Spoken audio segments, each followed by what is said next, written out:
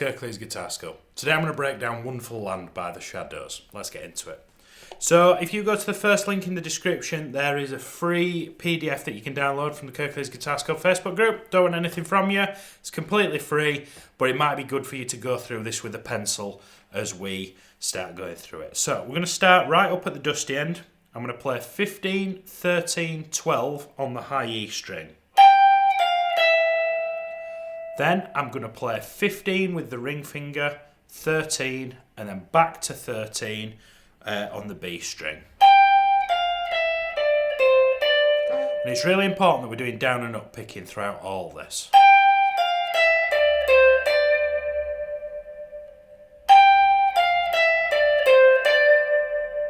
And can you see how we play that twice? And you see this little rest down here? That's called a rest, is that little mark there. So you're going to play it, have a minute, and then do it again. Pause the video if you need to. If not, let's have a look at the next bit. So we're moving down to what we call fifth position now. When I talk about positions, I mean where your first finger sits on the fretboard. So in this case, fifth position is the 5th fret. I'm going to play the 5th fret on the D, A, and then back to the D strings, and I'm going to play all of that with my index finger.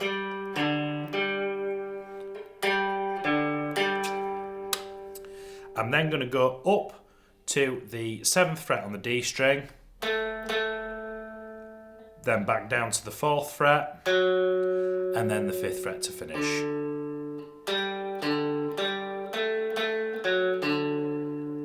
In hindsight, actually, you might be better starting that on your middle finger, come to think of it.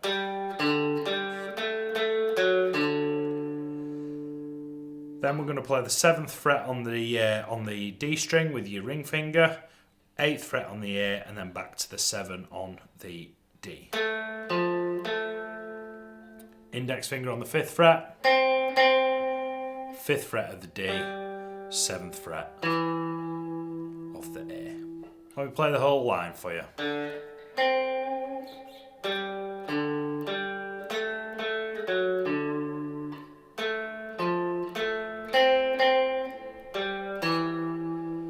Throughout all this, whenever I'm trying to play any Hank Marvin tunes, it's all major scale.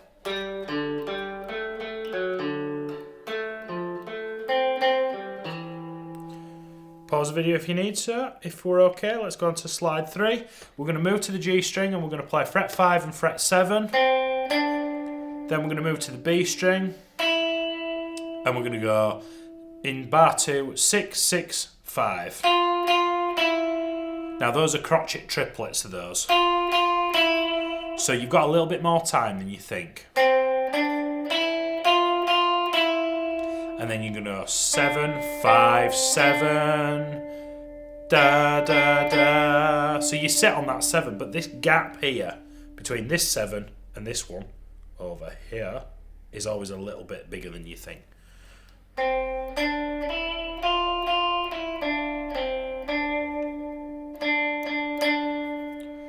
And as always, if you've ever got a spare moment, don't be afraid to put some vibrato on.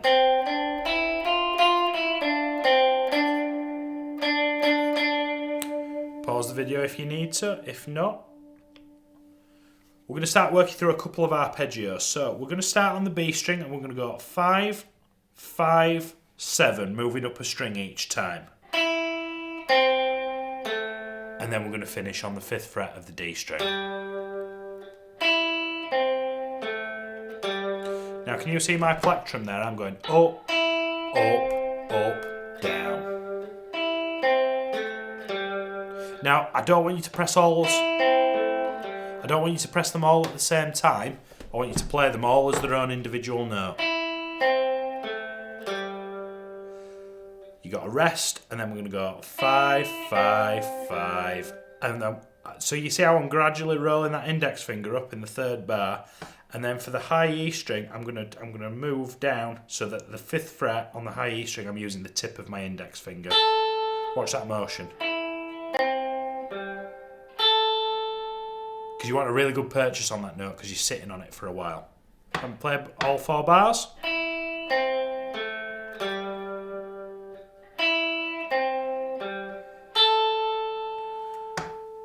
into the next slide.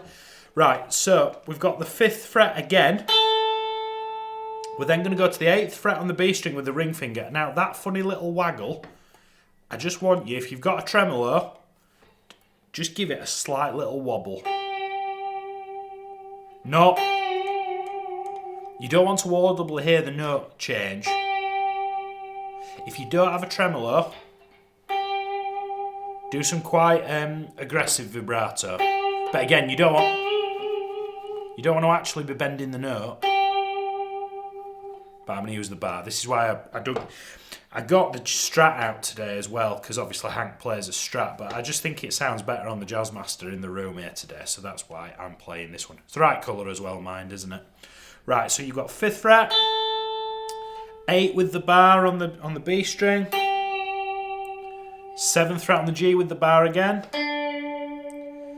We're then going to play the 6th fret of the B string, and can you see how it looks like it's telling you to slide down to the 5 and then back up to the 6? That's not the case. What I want you to do is I want you to pick that 6th fret, depress the bar so much so that it sounds like a 5, and then bring it back up.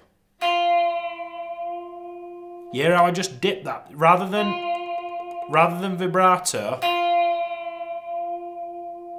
I dipped it down so that it was a semitone behind. No, if you don't have a tremolo, you can go. But I'd much rather, if you've got a whammy bar, to do it like that. Then you got 5th fret on the G, 6th fret on the D, and then we go to another note to sort of round that phrase off. Let me play everything.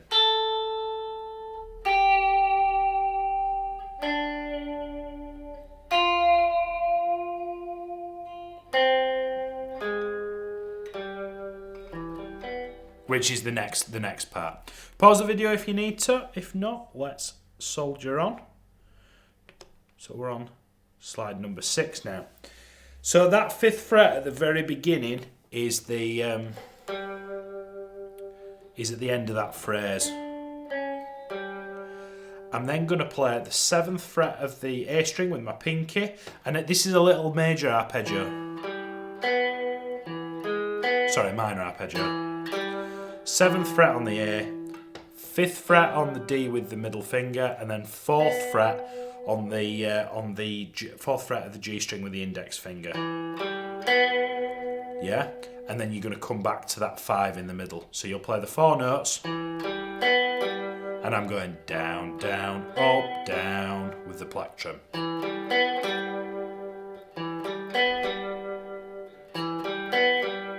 And you'll play that 3 times. Hence the 3 bars. Now that 5th fret at the drop my plectrum. That 5th fret at the beginning of that is the end of that phrase. Grab another pick. So that 5 is grandfathered in that you begin with from the previous lick. This is why it'd be good for you to have the tab, because you can start sort of annotating this. From the second note of the phrase, you're going back to the... Now there's an extra 7 in there. Did you hear that little sort of skip that I did with the plectrum? So we've got the 2 5s, 5 on the A, 5 on the D. I'm then with my pinky going to go up to the 7th fret of the D string, and I'm going to play down. You see how da da da da, and then walk back down, and that's all alternate picked.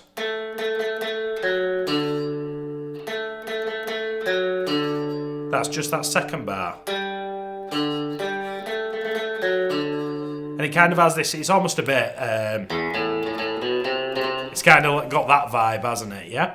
Right, 3rd fret. We've got 7th fret of the D with the ring finger, 8th fret of the A with the pinky, and then back to the 7th fret. Just like we've covered this section before previously. We then go to the 5th fret of the G and we have the same pattern. You know that sort of da da da da, and then walk back down. Let me play it all for you.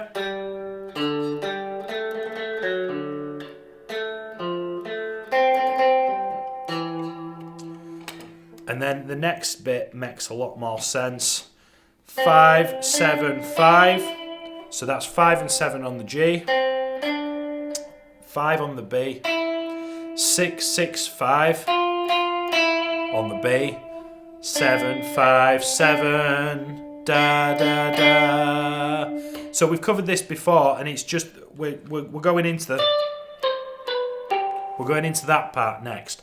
But I think up to this point is a really good chunk to sort of do any revision as you see fit. Okay, I think of this song in 3 very clear, distinctive sections. Section 1 and section 3 essentially being the same, and then we've got this sort of little that part, which I'll pull up in a second. So now would be a really good time for you to sort of take a pause, have a go at what you've done so far, and then come back to this next part in a second. Right, we're back. So I'm thinking of this, where we start doing the palm mutes. This is the sort of second part. So in the record, it has the sort of. I'm paraphrasing because I haven't got music right in front of me, but how that's achieved, Hank's using quite a lot of reverb. So I've got a lot of reverb on the Little Princeton. I'm using the middle position of the 2 pickups, and I'm palm muting quite heavily. Instead of going, I'd potentially learn it without the palm mute first, but then you want to have your palm just past the bridge of the guitar. Can you hear how the note's still kind of like poking through a little bit?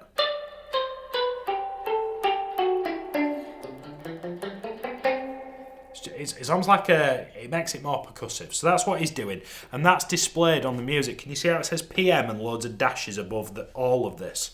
So this continues all the way through this slide. And then for the first 2 bars of the second slide, okay? It's a real game changer once you get it. It sounds ace. So I want you to start with your middle finger for me, please, on the 8th fret of the high E string. And I'd like you to just pick that with a downstroke. I'm then going to go to the 7th fret of the high E, and then 8th fret. And I'm maintaining down and up, picking throughout. Little finger up to the 10th fret. Now this little bit's quite tricky because it's all pinky and middle finger. 10th fret, which is at the first note of the second bar. 8th fret, 10th fret, 8th fret. And then I'm going to go back to some normalcy on the G, where we go for the 9th fret with the ring finger, and then 7th fret with the index finger. And then we've got the 10th fret with the pinky on the D string, which kind of rounds it all off.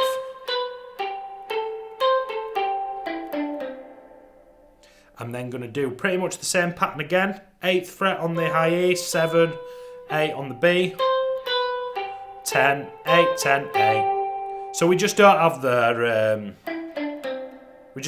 little turnaround.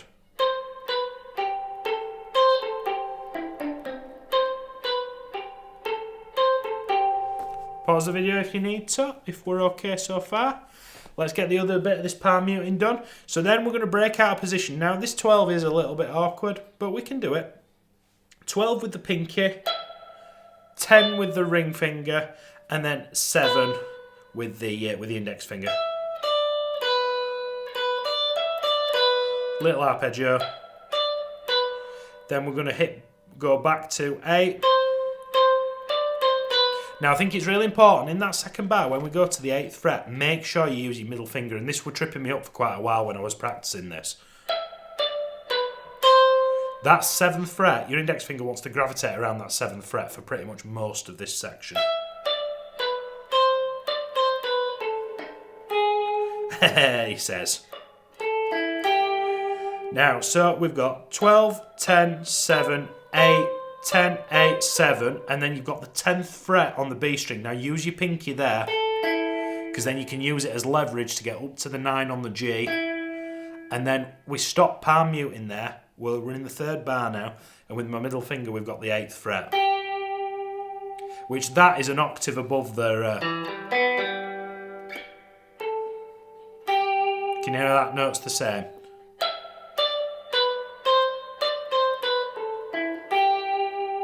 With then going to do a quick position shift back to where's fairly familiar. Pause the video if you need to. If not, let's carry on. This bit's fairly straightforward. We've done this before. We've just got two of the... We've done the 7, 5 and 4 in the previous bar. That note is the first bar of this phrase. Now look as we go into the next slide. We go to the 5 as we normally would, but that note is actually the start of the phrase again. Now you know how I said there's 3 very distinctive sections in this? This is like the start of the 3rd section, which is ground we've already trodden.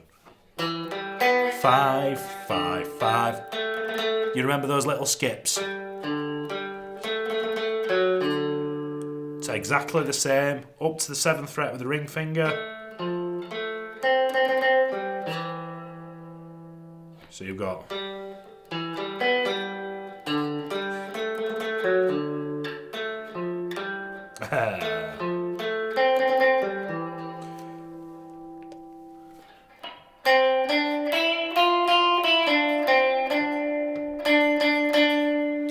If you've come this far, those previous 2 slides should be fairly straightforward for you, okay? We then go back to the palm muted section. Now this slide is pretty much the same, but then it does a little bit of a hybrid to get you back to the main riff, okay? So we're going back to palm muted, 2nd finger on the 8th fret of the high E. 8, 7, 8. Pinky.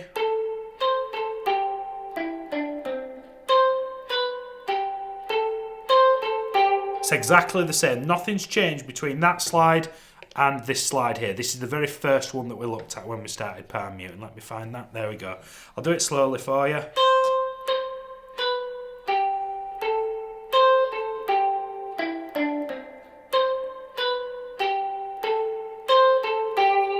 The only way that's going to go in is using the correct fingers for that. You've got to have crystal clear technique. And this is why I love Hank Marvin's playing.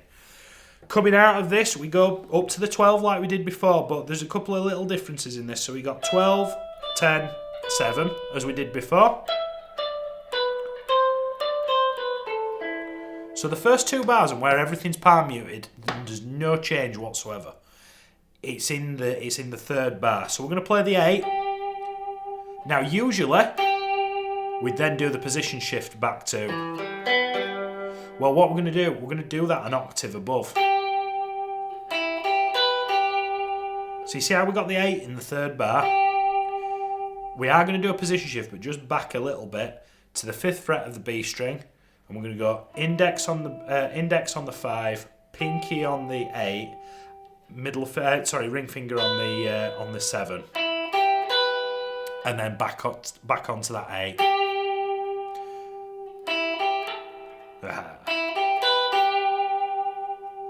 It feels quite weird to play in this part of the neck after we've spent so much time on the sort of lower strings. So let me play all of that.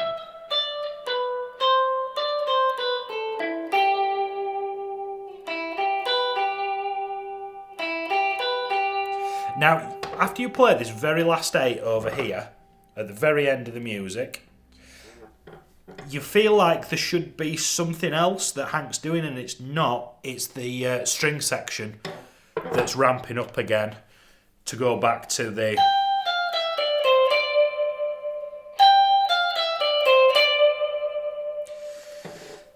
And that's it. Now, from that point, it goes... They do play it a 3rd time, but the record's fading and it's quite a fast fade, so it's up to you whether you want to play another one. I decided to leave it out. So I hope that was okay. Let me know in the comments how you got on. For tones, like I said, I could have used the Stratocaster, I'm looking at it now, but just the Jazzmaster just sounded better in the room today, so that's what I decided to use. I'm using my little Fender Princeton with loads of reverb. You want to either be using the middle position of the pickups, or technically, probably the bridge pickup to get that sort of... loads of reverb. Feel free to use, if you've got a delay pedal feel free to use like a little bit of slapback delay on the on that part if you want, like he does on the record. I didn't have one to hand, so I didn't use one, and I think you'll agree it sounds close enough. Let me know how you got on. Like and subscribe to the video if you enjoyed it and you'd like to see more stuff like this, and I will see you next week for another lead guitar lesson. Thank you so much.